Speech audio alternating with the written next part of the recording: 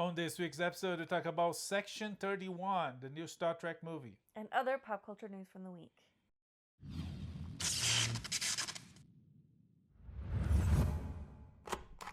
We saw the brand new. We saw it a couple weeks ago, but we're going to talk now because that's how we do things. But we saw the new Star Trek Section 31 movie on Paramount Plus, CBS Plus. What they call now? It's Paramount Plus. Paramount Plus. Yeah. From the new wave of Star Trek content products that reminds me of the commercial they had before the Star Trek shows and movie. It's so cheap. It's like I hope they blame it on AI because it's like wow. They didn't get anyone famous to narrate, and the narrator. Oh, the commercial. Yes. Yeah. It's. So it's just an ad for merch on It's just an ad for Star Trek merch. Yes, but it's poorly. Like even the audio quality is not good. Yeah, it's really bad. Cheap. Yeah, it's really bad. Yeah, and the products is like they're very generic. There's nothing like, whoa, you know. It's like cups and shirts. It feels like something from YouTube, you know, and someone like a fan made, not like. No, I think fans could do better. Yeah. But I mean, that's not the powerful. Fans would make better stuff. Yeah, sure. But I mean, like resource wise, it doesn't have the power of Paramount, CBS. Yeah. What's the Comcast on them? Yeah, you know, it's like mega corporation type of money. It's anyways, but we're not gonna review the commercial, the ad.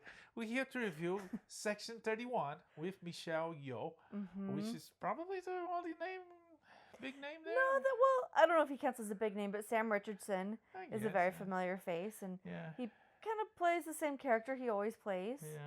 Yeah. Kind of a lovable nerd who's not kind of anxious, but pulls it together in the end. And credit to him because I mean I guess you know and sort of like him because everybody else was like forgettable. Yeah, and I wouldn't blame that. Okay, so Section 31 was originally this started out as a pilot for a new show, like a spin-off show, but that didn't really come together, so they turned that pilot into a movie. It ended up being pretty expensive. Wait, officially? Wasn't that the plan? No, that's my impression. Sure? No, that's my impression. Really? Yeah. Okay, you said that so authoritatively. Because it is what it is. If you see it, it is that. Yeah, anyway. They will, and I told you they will deny if you claim, but it is a pilot. It did not. It's not good, guys. Yeah, it's not a good movie. So explain to us, a lower level Trekkies, what is Section 31? So Section 31 and when it's first introduced. Okay, so Section 31 is the black ops, outside of the law, get our hands dirty, kind of CIA type branch of Starfleet. And they're kind of newcomers. I feel like the first time we heard about them was maybe in Enterprise, but I'm not totally sure about that. But we really haven't seen much of them. Most of Star Trek, and this is one of the best descriptions of Star Trek I've seen, is best friends in space solving problems with science and ethics. Section 31 definitely falls well outside of that description, so we haven't seen very much of them. They're the big boys. They wear black badges. Sure. Maybe some science, but definitely not ethics. Like, this is well outside of, like, core Star Trek tenets. To get it done. Sure. For family. The Trek and the Furious. Yes. I would watch that. Ride or Die, Warp 5. Oh my god. Wait, the last Fast and Furious, they went to space, They right? did go to space, They're getting close. With duct tape. Anyway, that's a different conversation. So, Section 31 came kind of a big deal in Discovery. So just let me interrupt. So we saw them in Enterprise, and then we saw them in Discovery. Yeah. So none of the other shows have that. Not really. TNG, I could be wrong. I could have forgotten something, but I do not remember anything about them in the other. Picard mentions it. Yes. So they made in Picard, not in. Sure. So they retcon and made a canon to the. It's a newer. What's it called? The timeline. The prime timeline. The prime timeline. Yeah. Yeah. The only one that matters. Just kidding. That's not true. Well, anyway. It kind of is. So Section 31 was a bigger deal on Discovery. We haven't seen all of it yet, so I'm going to withhold comment on that. But where this ties in with this movie, or where this movie comes from, is that the Empress Giorgio, Michelle Yeoh, comes over from the Mirror Universe, where she is, I cannot overstate how purely evil her character is. Yeah. She's a dictator. Right. She's a tyrant, but not a country tyrant. She's like the galaxies. Like on a galactic level. Yeah. Untold numbers of deaths, murders at her hand, right? Genocide. I think at one point she had like 8 people. Like, so evil. Anyway, she comes over, ends up in our side of the universe, and ends up working for Section 31. This movie starts by saying, like, she was part of Section 31, and now she's gone. We don't know where they are. But then some agents decide they need her for this op, so they go to find her on her magical space casino that's out in like a legal no man's land. Yeah. She's roaming free. A bad guy roaming free, because I guess that's how the Discovery universe works. But anyways, very disappointing, and for me, I mean, forgettable. Some people say, "Oh, Michelle Yeoh really did it." Contrary to what everybody was saying, it's like, no, she did it because the movie sucks. It's like, so she did good, but it's still. I mean, I think she did what she could with a bad script, but it was doomed. It was doomed from the beginning. The character is terrible. Again, it's terrible because it's bad. And let me put it this way: they went through They have a lot of tropes like Guardians of the Galaxy, Band of Misfits tropes. Suicide Squad. She's a bad guy, but she's a bad guy level of badness that. It wouldn't work, and she jokes about it all the time. So I would kill all of you. We're gonna, and it's like Suicide Squad. They usually pick the bad guys, the losers that are in prison, and make a deal with them. If you go do this mission, are you gonna cut some of your sentence? Yeah. If you die, sorry and bye. Yeah. It's like not low level, but mid level criminals. It's not gonna do that to Lex Luthor, or it's like she's like, screw it, get out of here. I don't want to do it, but she does. So it's a whole thing. And after watching, that's when I said this was most definitely a pilot. And they feel like it wouldn't work, but it was done, right? It's like, okay, let's release as a movie, call it a movie event, and people will watch it, people might not, but it's already done. We don't lose much anyways, especially because between Michelle Yeoh on Star Trek Discovery and this, she won an Oscar, right? For that movie, that's not that great, but she won an Oscar.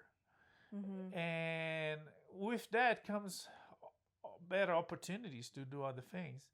So you tell this Oscar-winning actress that might get more opportunities. They say, "Hey, you want to be part of this TV show? There's not actually TV. It's on streaming. It doesn't get much viewership because I might not get a lot of viewership.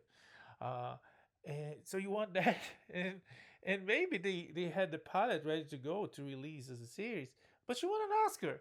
That could totally be. It's like, nah, I'm out, guys. Oh, I see. But I still either way you watch, and I was like, yeah, it's a pilot, a bad pilot, really forgettable, unfortunately, because one of the things I wanted to see was like super spies in space. Yeah, like right? if you're gonna lean into it, but it kind of felt like they just sort of fell back on like, we're gonna do Star Trek, but it's bad. Yeah. We're all bad boys.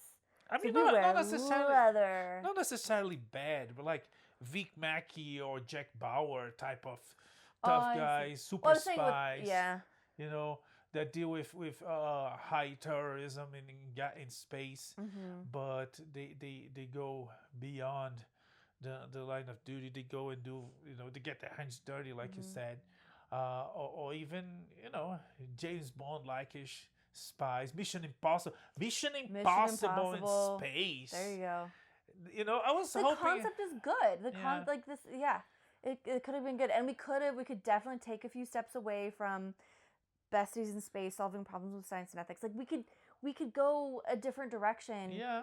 within the Star Trek label and still have something that's like good and fun and watchable. This just wasn't it. Yeah. Just like so many red flags there. Like the organization. It is a big organization to take care of space. Like it's sort of. I was seeing like Shield. Like in the books, not so much in the movies, especially not on TV.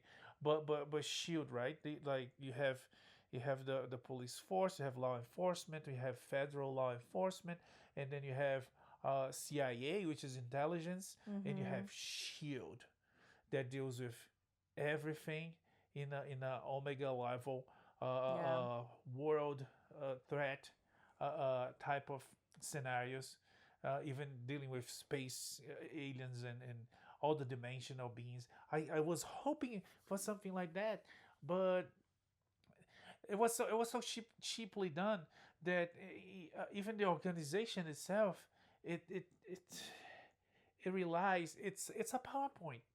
It's a recording. It's a voice. It was like, wow, really? It's like, come on, guys, it's not 1984 anymore. But like, create a set for this organization and have someone that, or even if it's just a communication, put someone there on the screen talking. Get some big name, a big. They do have a big name at the end, right? A cameo was like, oh yeah, like too late, guys. The movie failed when they showed the guest That's star. right. It's it was. I don't even remember who it was. Yeah. Like it's just it, and like I have loved Star Trek my entire life. I don't remember a time where I wasn't super into this stuff. Yeah. It just and I think the premise beyond the idea of like Section 31, like okay, we could do something really cool with like Starfleet spies in space. That could be cool. But this, we're supposed to suddenly now find the Empress Giorgio like funny, charming, and endearing. Of course. Somehow, and just like forget about all the horrible things that she did. That and not like, oh, I made mistakes, but like no, like at her core, she was a very bad person. Yeah. And they go and believe that this like sloppy group of misfits. There was one character. They tried some Easter eggs, and some of them were kind of cool. Some nods to original series things, bringing them into modern Trek. Like that's cool. That's fun. But they had one character there, Rachel Garrett, who eventually becomes the captain of the Enterprise. The C. first female captain captain of the Enterprise. Of the Enterprise, yeah. And not someone who gets a lot of screen time, like ever. So this could be cool. This could be cool. Her entire personality is, I am Starfleet. Like, see, I don't want to rewatch the movie, but if I did, I would make a count of like her total lines, and then how many of those lines are, I'm from Starfleet, or I am Starfleet. And I think the two numbers would be almost the same. Yeah. Like, they just really dropped the ball. And then she dropped like terrible classic lines like, Chaos is my best friend or something like that. Yeah, what was that? Chaos is my friend with benefits? Yes. It got, so then, Giorgio was like giving life advice and mentoring young Starfleet. It makes no sense. It doesn't work. And it's especially disappointing because we know that these, like, not all of the Paramount Plus contributions to Star Trek have been terrible. Like, Lower Decks, hysterical, amazing. I love it so much. Strange New Worlds, a fantastic show that is like Star Trek core, but manages also to be like very modern and updated. So like they can turn out good stuff. And this was just a disappointment. Yeah. So if you're a Star Trek fan, don't waste your time. If you're not a Star Trek fan, just don't waste your time. Go watch Suicide Squad or Guardians of the Galaxy. You'll have a much better executed version of what they were trying to do, and we'll all be happier because of it. Yeah, it's foolish. It's bad, and then it has the tropes of a pilot. It's well, besides the tropes of a pilot, there's the common trope of these days of making the bad guy into a good guy, that they go to the past and kind of try to explain, which they also did a terrible job because what she does is like, it's so terrible. It's like, wait, guys, if you try to justify her here, you're not. But anyways, you can do bad guy to good guy. It can be well done, And when it's well done, it's one of my favorite things to see. Yeah, but it's the about best redemption. example, exactly. There's redemption, there's atonement, there's sorrow, there's remorse. There's absolutely none of that in this movie. And it's hard and necessary. When you skip that, it's just dumb. It's just giving. It's teaching people out there, fans, not fans, kids and adults, Yeah. that it doesn't matter if you were the terrible person, you were like an awful scum of the earth. But if you change your gender, you're gonna be a good person. Wait a second. It is weird though that like we watch these two films so close together, because I was thinking that like Really? this is the same. This is the same message. Like just it's dangerous. It's like disappear, reinvent your life, and who cares Yeah. what you did in the past? It's a dangerous message that It's pop not culture good. is delivering now, and Yeah. it's awful. It's I am all about a redemption arc, Yeah. but it has to be redemption. And there has to be like an arc. It's a process. It's a It's thing. not it's traumatic. It's hard. In most cases, the evil, the perpetrator of evil, the perpetrator of bad things, to redeem himself or herself or itself in case of machines, if you may. Sometimes to acquire that redemption, it has to be done by the ultimate sacrifice or giving a life. You know, it's it's like Darth Vader. He came back to the light in his last moments. And he gave his life Yeah. for it. Yeah, that's what I'm saying. Yeah. It's most of the times, or the far to the dark side you go, the bigger the sacrifice you're gonna have to make to redeem itself. Not only to prove yourself to others, but to prove yourself to yourself that you are that you are what's the word, honored, that you are qualified for the redemption, that you're but anyways, it's not as simple as like next episode this bad guy is now a good guy. Yeah, which is a very terrible trope of pop culture right now, of storytelling right now, because that's what they're doing. You know, everywhere you look, it's not only terrible, but it's also boring and tiresome, because there's no more there's no more consequences. There's no more Yeah. Anyways, but Section 31, this movie that we're gonna make a pledge, you're gonna make a pledge not to watch, because we just watched.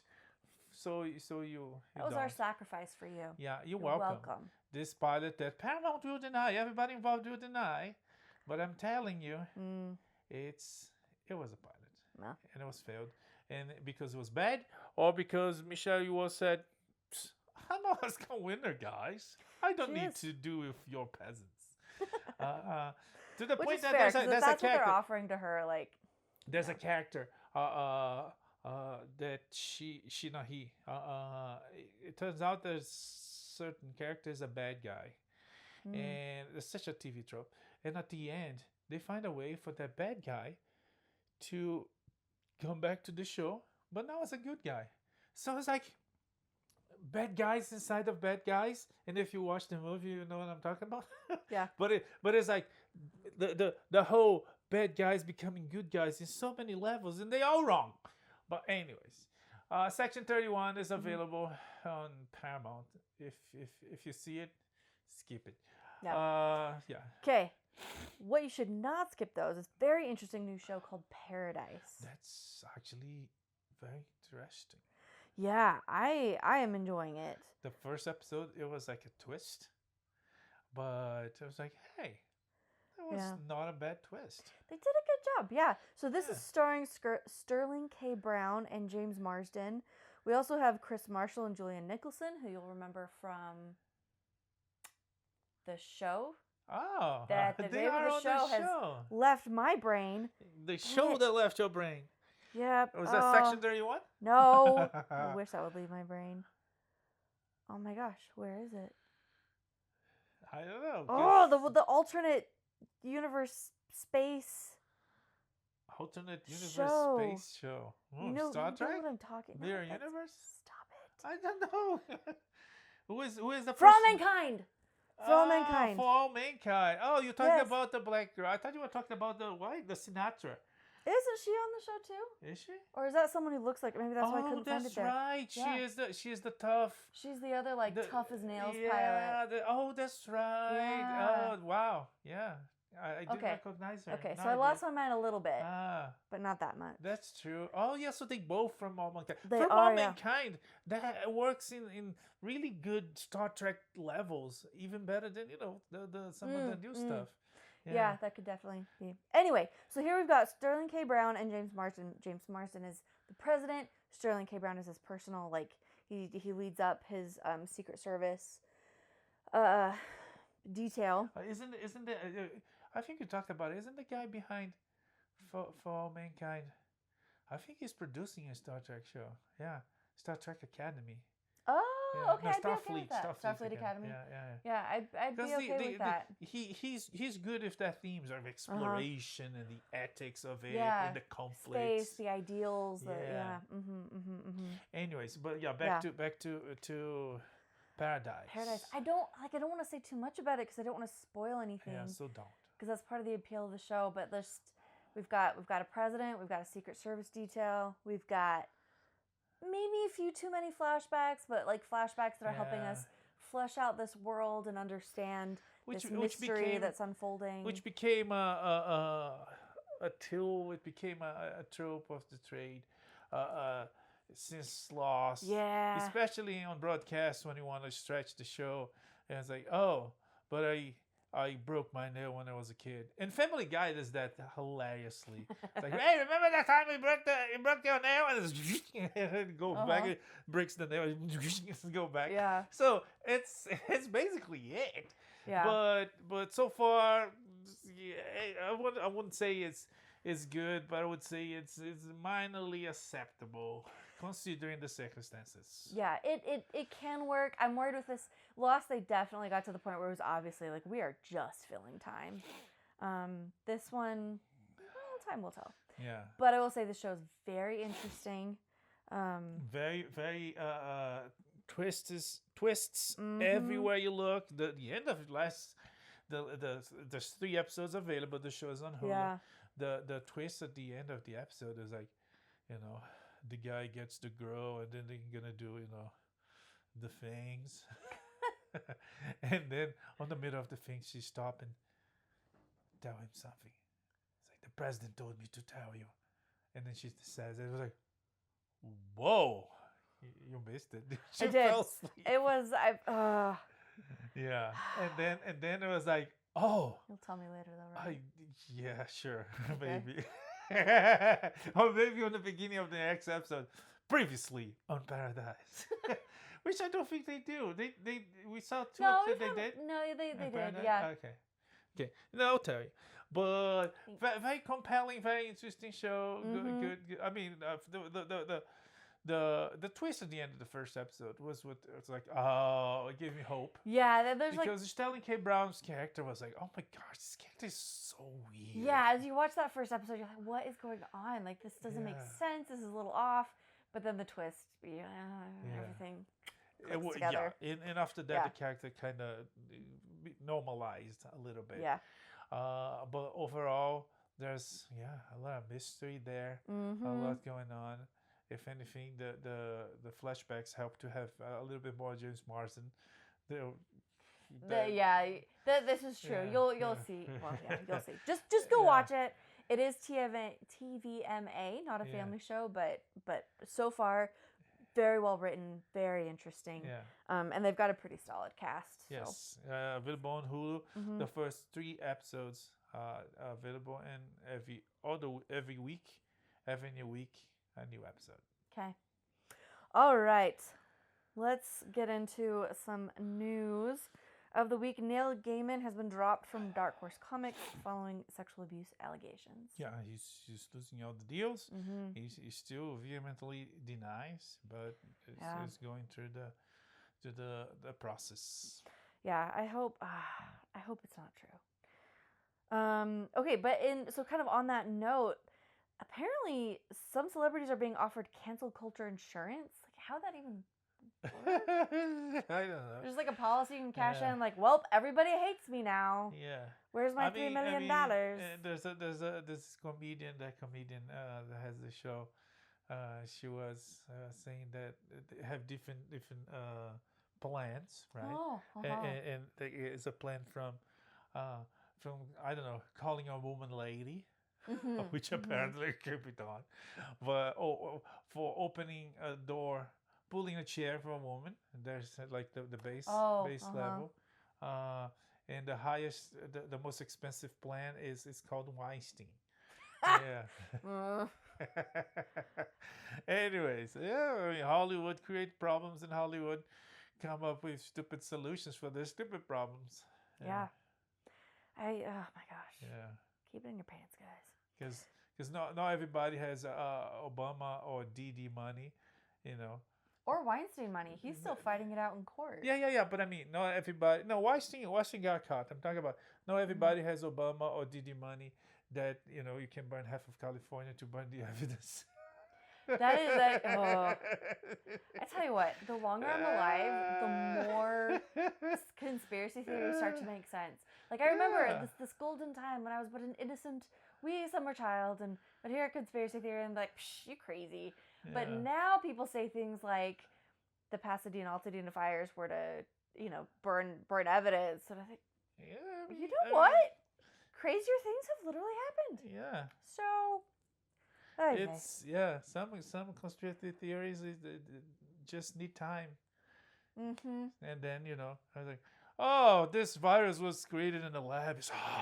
Shh, that's a conspiracy theory. That's racist, is very offensive. And then a little bit later, it's like it turns out that was created in the lab. The lab is called Wuhan. Coronavirus disease. Yeah. It's on the name. You saw Jon Stewart's spiel about that on Colbert. Yeah, but the powers they deny this is the craziest conspiracy theory. Well, anyways, let's move on to happier, meaningless things that let us escape the darkness of the world. It looks like the Russo brothers might be overseeing new X-Men projects. Among other things. For the Marvel Cinematic Universe.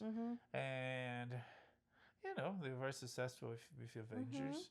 And Marvel Disney are failing with the fresh new batch of directors they hiring to do their new projects. They all suck. So they bringing back the guys that did work. So we'll see. Yeah, I'm not mad. This could go well.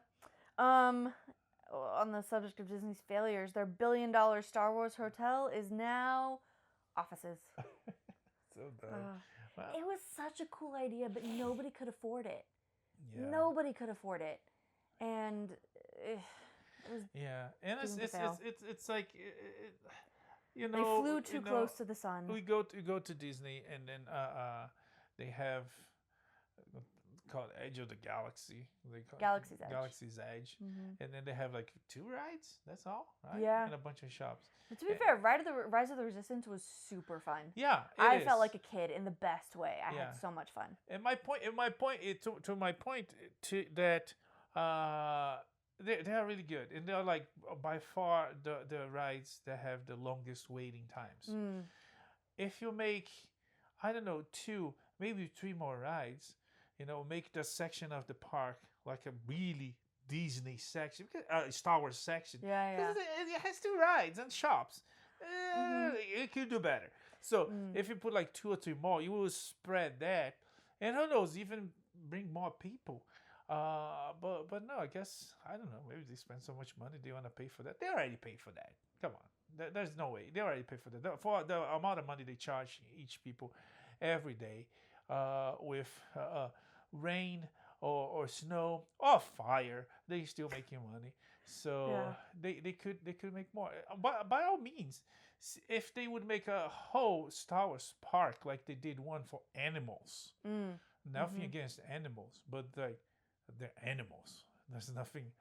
They have the technology. They could do it. Yeah, they could do a Star Wars park. If they make a Star Wars park alone, and I'm pretty sure some Saudi prince already has the idea and probably is gonna do it before they do it here. But people will go. You know, it's like same Yeah, thing. and it Same would be thing way with more accessible Same than thing this with hotel. Harry Potter. Harry Potter is like section of the Universal Studios park. If they had their own park, people would go. It's true. And some other franchises too. But anyways, they Yeah. don't. And they decided to, oh, you have this better idea. Let's build a hotel. But I mean, they can even do, because you know how they have themed hotels that you can stay in, even something like that. But they flew too close to the sun and created something that was super, like, predictably unsustainable. Yeah, failed. Now they're gonna repaint it and use it as offices. Yeah. Oh well. Okay, Prime Video has officially overtaken Netflix as the most in-demand movie library in the United States. That's crazy. That's huge. Yeah. Yeah. Netflix has that. I mean, in the United States, out there in the rest of the planet, Netflix is still supreme, reign supreme. Yeah. And sticking with Netflix in our last but not least section, Little House on the Prairie is getting a reboot. Oh, I have mixed feelings about this. I have terrible. I have a bad feeling about this. Oh dear. It's like Netflix. It's like everybody's gonna be black and lesbians and gays because that's what they do. I'm not just saying. It's a fact. No, it's their brand. It's what defines them. So this could go in a lot of directions. Oh. Yeah. All right, and so I'm curious. Like, are they drawing from the TV show, which took significant liberties with the books? Are they drawing from the books? Little House. Was it called Little House? Little House on the Prairie. Little House on the Prairie. After dark. Yeah, who's their target audience? Are they going for like a more grown-up version, like a more gritty, dark, like so Little House on the Prairie? The show is dark. I wasn't watching. I turned the TV on, and it was on. I think it's Cozy TV. It was on Cozy TV, and the scene was this guy building a coffin. And there was this little kid helping him building a coffin. It was like, what the? Life on the Prairie. Sure, but it was rough, man. I was like, whoa, dude. And like, yeah. But anyways, Netflix Mary goes blind. Yeah, but Netflix might make it. I don't know. Yeah, I have mixed feelings. Not good feelings. I have very mixed feelings. We shall see. I am to start. Even though reading those with our girls. Even though it would suck, it would be terrible. It would be bad. The Academy might love it. We shall see. Yeah. We shall see. So do with that what you will. Netflix, our hopes and dreams are in your hands as usual. Oh boy. But yeah. Netflix could buy the Snyderverse and make good things about it, but no, they decided to do Little House on the Prairie, which is fine, but the way they do things is like, oh man, I have bad feeling about this. But yeah, anything else? That's it for this week. I guess that's it for this week. We come back next week with more pop culture news, entertainment. There's a new Captain America coming. There's the new shows, Paradise, Severance. There's what else new? I don't even know anymore. But we'll watch it and we'll tell you about it. Shows, picture movies, moving pictures, talkies. Wow. Yeah. Going old school. Some good, some bad. Let's hope we find some good stuff to clear our palate from the wave of bad stuff out there. For now, that's it. Don't forget to like, subscribe, tell your friends, tell your mother, your birds. Now, birds don't access the internet, but yeah, tell your friends. We come back next week with more pop culture news, entertainment. May the force be with you. Live long and prosper. Bye. Bye.